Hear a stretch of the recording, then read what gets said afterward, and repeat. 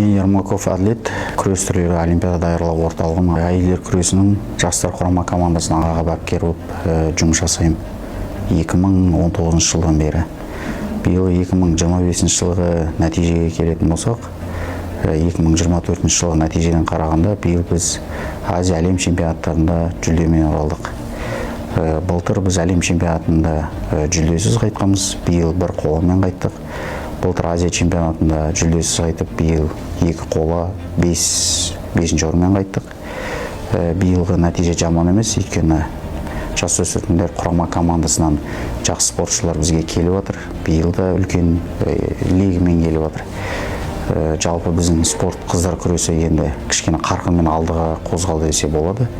Енді 2025 жылғы біздің жалпы көрсеткішіміз жаман деп айтуға болмайды, жақсы деген баға қойса болады. Енді 2026 жылғы жалпы біздің жоспарымыз жаңағы жасөспірімдерден әлем чемпиондары келіп жатыр, жүлдегерлер келіп жатыр.